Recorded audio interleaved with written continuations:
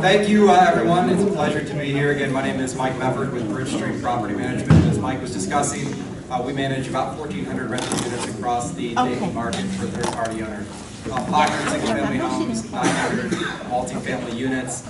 That's a mix of a lot of small multifamily. I think the largest complex that we have is a 63-unit apartment complex. But I was really excited to get the invitation to come speak with you guys today. I mean, we'll give you a lot of the experience and tips and tricks that we try to use in our business to help you as you're starting off on your real estate journey or you're well on your way, and just how to manage your properties better, things you can do, different ways to think about situations.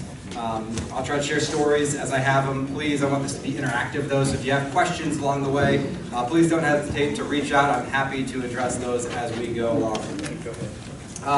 So just again, a little bit about myself. I'm from Toledo originally, born and raised up there, relocated to Dayton with Speedway Corporation, worked with them for a number of years. That's when I started my real estate investing journey. So I've been investing in real estate for about 13 years now. I've owned probably 70 to 80 units on my own. Bought and sold them. Right now we just own 8 units. 3 years ago, my partner and I founded Bridgestream Property Management, and we've been growing that in this market ever since. We grew a lot through acquisition. We acquired Vic Green Property Management, if any of you are familiar with that company in this area, as well as Comtech Realty. It's another acquisition of ours, and the very first acquisition we did was actually K&E Property Management, which was a small boutique property manager in the Dayton, Ohio market. Just for information, Mike Baldwin was the president here. Oh! When I first joined. No way! In 91, oh, 92. Cool! I went to the Ohio University for my undergrad, then I got my master's degree here at the University of Dayton. Today we'll just kind of talk about my background, the common mistakes that we typically see people make when it comes to property management, just the core goals that you should have as a property manager, marketing, screening, leasing tips. We'll share with you some of the things that we do and some of the things that I recommend you look into.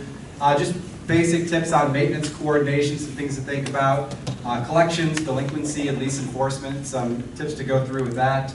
The renewal and move-out process, and I'll explain how we do it, and then just share with you some of the things that we've learned along the way. And then I'll just open it up for any questions at the very end. But again, I want this to be very interactive. As we go through this, please just don't hesitate to raise a hand, and I'll try to answer them as best I can. And if for some reason I get the microphone too far away and you can't hear me, just tell me that too.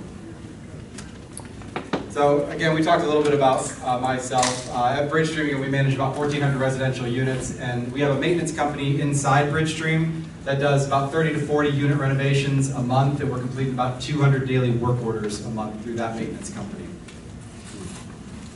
So as a property manager, there's a number of mistakes that I really want to just talk about that we see. Not only did we make when we first got started in our journey, I made when I was kind of trying to self-manage on my own. I just want to talk about it openly with the team. So the first kind of mistake that we make first and foremost, and we see this even with our staff sometimes, is acting on emotion. As you've seen in pretty much anything that you're going to do, your brain is not thinking clearly and processing all of the information, so be very cognizant when you're trying to make decisions and not acting too quickly on emotion.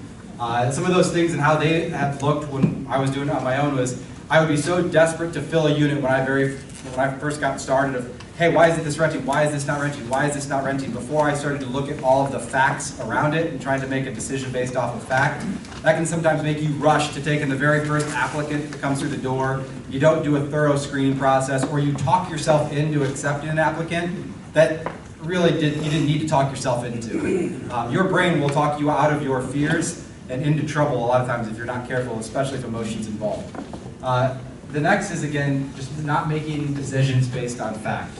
It is so important before you're going to make any decision in property management when you're managing your rentals.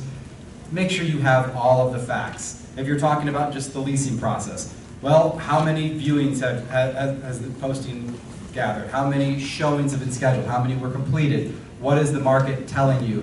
Before you have all of that information, you shouldn't even be thinking about doing anything to your rental rate, your marketing. You've got to have all of those facts before you're going to make that decision. Same could be said with any maintenance-related matter. Before you want to jump to conclusions about how your tenant's behaving or how your maintenance vendor is handling something, make sure you take time, get the facts first. I promise you, it will save you a lot of money in the long run. And even though it'll be a little bit more time-consuming on the front end, it's worth its weight in gold.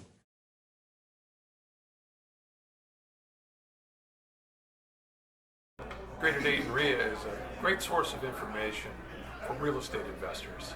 You can learn what you need to do to succeed. You can learn the different opportunities that there are in the marketplace, and you can meet a lot of people that know about this from their own experience. It's a fantastic organization because you can network with more seasoned investors. You meet all kinds of different vendors each time, insurance companies, title companies. There's always a different group of people here. And even though I've been involved in real estate since '99, every time I come to a meeting I learn something different. You could also find contractors here.